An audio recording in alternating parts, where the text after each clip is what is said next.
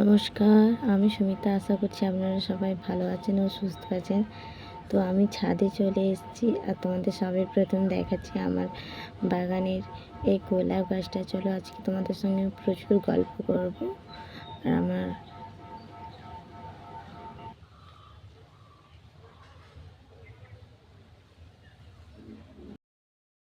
আমার এই ছাদের বাগানটা খুব পছন্দের। সারাদিনের ক্লান্ত মন, ভিন্ন ভিন্ন ফুল, হাওয়া,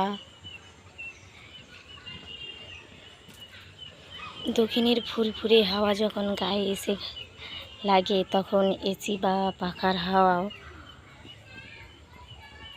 ভালো লাগে না। আর ফুলের সৌন্দর্যটা আমার খুব টানে।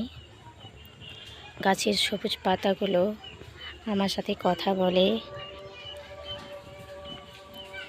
গাছগুলোকে যখন এসে আমি এই রূপগুলো দেখি না, খুব ভালো লাগে। এখন সন্ধে, এত ভালো লাগা যে আর কিছুতে আমি পাই না।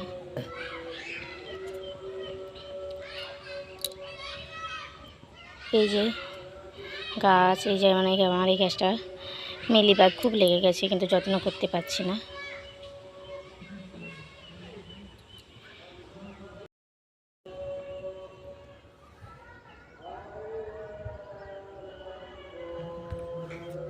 আর এই যে আমার স্থলপদ্ম কত কুঁড়ি এসেছে।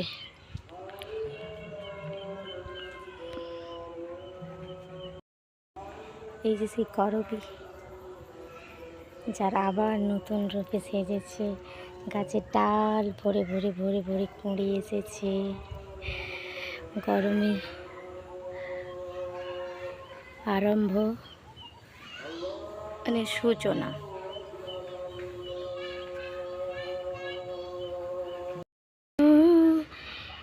গাছগুলোর নতুন রূপ, শীতের গাছ সরে যেয়ে গরমের গাছ ঝুঁকি ঝুঁকি মারা। এই যে আমার যেটা গন্ধরাজ, প্রচুর গাছটাতে কুঁড়ি এসেছে, কিন্তু আমি গাছটাতে একটা থেকে দুটো ফুল পাই। তোমরা কেউ যদি জেনে থাকো তো অবশ্যই আমাকে জানাবে তো, যে গন্ধরাজের কীভাবে কুঁড়িটা টেকানো যায়।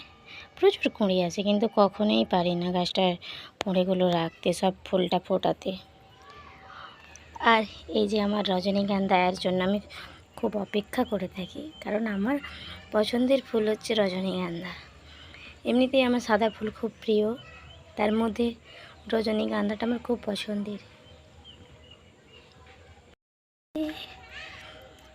এই যে বাতাসে গাছের পাতাগুলো ফুলগুলো দুলছে, এত ভালো লাগে যে সত্যি কথা বলতে না, সারাদিনের পর আমি একটু আমাকে ছাদে আসতে দিতেই হবে। যদি না আমি বিকালে সময় পাই, আমি কিন্তু রাত্রে এসে একটা ছোট্ট আমার জায়গা আছে, সেইটা পেতে বসে হাতে এক কাপ চা নিয়ে, কিংবা চা থাক না থাক, আমি কিন্তু ছাদে আসবই।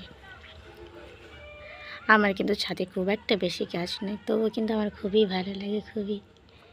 এই যেমন গাছটাতে টমেটো হয়েছে, এই যে একটা এটাতে ফুল ফুটেছিল, আবার বন্ধ হয়েছে, আবার হবে। এই যে জবাগুলো পুজোর জন্য তোলার হওয়ার পরে কয়েকটা রেখে দেওয়া হয়েছে, প্রচুর ফুল দেয় গাছগুলোতে। আর ওই যে আমার চায়ের কাপ,